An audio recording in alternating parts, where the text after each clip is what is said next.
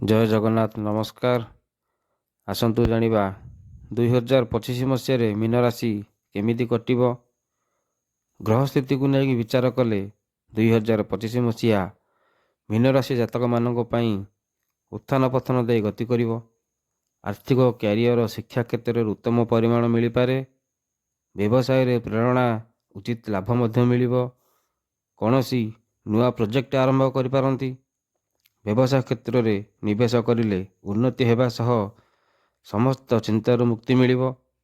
ଆର୍ଥିକ ମାମଲା, ଗୃହ ଆରମ୍ଭ, ଦୂରଯାତ୍ରା, ନୂତନ ବ୍ୟବସାୟ ଆରମ୍ଭ କରିପାରିବେ।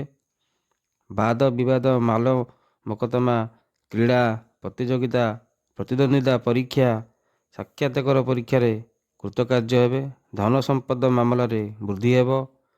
ଆକସ୍ମିକ ଧନଲାଭ ହୋଇ ଆର୍ଥିକ ସମସ୍ୟାରୁ ଲାଭ ମିଳିବ। ପୂର୍ବରୁ କରିଥିବା ଋଣରୁ ମୁକ୍ତି ପାଇପାରିବେ।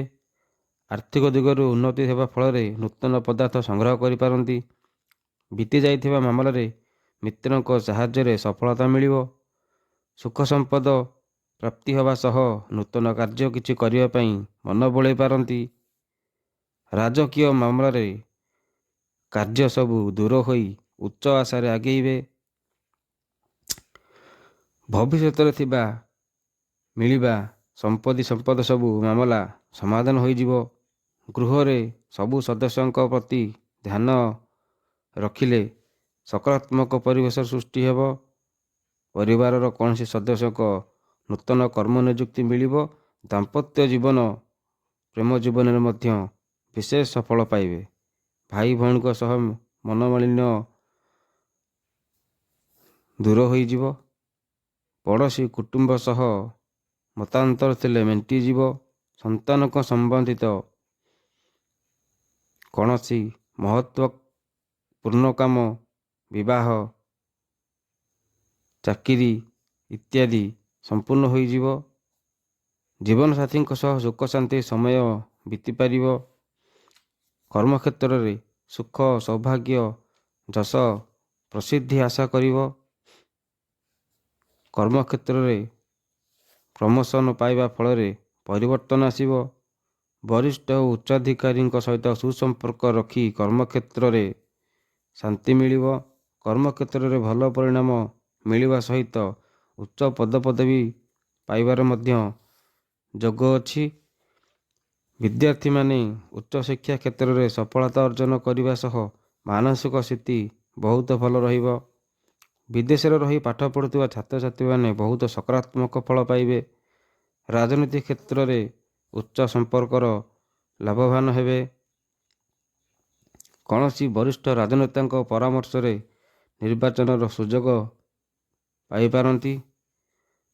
ବୁଦ୍ଧିଜୀବୀମାନଙ୍କ ସହିତ ସମ୍ପର୍କ ରଖିବାରେ ସଫଳ ହେବେ। ଲକ୍ଷ୍ୟ ପ୍ରତି ଯଥାର୍ଥବାଦୀ ହୋଇ ଶତ୍ରୁମାନଙ୍କ ସହିତ ମୁକାବିଲା କରିପାରିବେ। ଦକ୍ଷତାକୁ କେନ୍ଦ୍ର କରି ଉଚ୍ଚ ମାନ୍ୟତାରେ ବୃଦ୍ଧି ହେବ। କିନ୍ତୁ ଶନି, ରାହୁ, ଗୁରୁ ଅଶୁଭ ରହୁଥିବାରୁ ଆୟର ଯଥେଷ୍ଟ ଅର୍ଥ ସାମାଜିକ କାର୍ଯ୍ୟରେ ଖର୍ଚ୍ଚ କରିପାରନ୍ତି। ସ୍ୱାସ୍ଥ୍ୟ ପ୍ରତି ବିଶେଷ ଧ୍ୟାନ ରଖିବା ଜରୁରୀ, କାରଣ ସ୍ୱାସ୍ଥ୍ୟ ସମସ୍ୟା ଦେଖାଦେଇପାରେ। ଶତ୍ରୁଙ୍କ ଠାରୁ ଦୂରେଇ ନ ରହିଲେ ମନସ୍ତାପ ବଢ଼ିଯିବ। ନିଜର କ୍ରୋଧ ଉପରେ ନିୟନ୍ତ୍ରଣ ରଖନ୍ତୁ, କାରଣ କିଛି ସମୟ ପାଇଁ ନିଜର ଧ୍ୟାନ ଭ୍ରମିତ ହେତୁ ମାନସିକ ଚିନ୍ତା ବୃଦ୍ଧି ପାଇବ।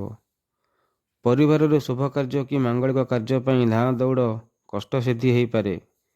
ଏହିସବୁ ଅଶୁଭତ୍ୱକୁ ଖଣ୍ଡନ କରିବା ପାଇଁ ଶୁଭତ୍ୱକୁ ଲାଭ କରିବା ପାଇଁ ପ୍ରତିକାର ସ୍ୱରୂପ ପ୍ରତ୍ୟେକ ଦିନ ଅଶ୍ୱତ୍ଥ ବୃକ୍ଷ ମୂଳରେ ଗୁଡ଼ ଥୋଇ ପ୍ରଣାମ କରନ୍ତୁ, ପ୍ରଦକ୍ଷିଣ କରନ୍ତୁ। ଶ୍ଵେତ ଚନ୍ଦନରେ କର୍ପୂର ମିଶାଇ ମସ୍ତକରେ ଲଗାନ୍ତୁ। ପ୍ରତ୍ୟେକ ଗୁରୁବାର, ଶନିବାର ପାଣିରେ ଟିକେ ଗୋମୂତ୍ର ପକାଇ ଘରକୁ ଭଲ ଭାବେ ପୋଛନ୍ତୁ। ଗାଧୁଆ ଘର, ରୋଷେଇ ଘର, ଖାଇବା ଘରେ ଖଣ୍ଡେ ଖଣ୍ଡେ ଫିଟିକିରି ରଖିଦିଅନ୍ତୁ। ପ୍ରତ୍ୟେକ ଦିନ ବୁଲା କୁକୁରକୁ କିଛି ଖାଇବାକୁ ଦିଅନ୍ତୁ ଏବଂ ନୀଳ ରଙ୍ଗର ରୁମାଲଟିଏ ସର୍ବଦା ପାଖରେ ରଖନ୍ତୁ। ତେବେ ଦେଖିବେ ବର୍ଷଯାକର ଅରିଷ୍ଟ କଷ୍ଟ ଖଣ୍ଡନ ହୋଇଯିବ ଏବଂ ବର୍ଷଟି ଭଲରେ କଟିବ। ଜୟ ଜଗନ୍ନାଥ।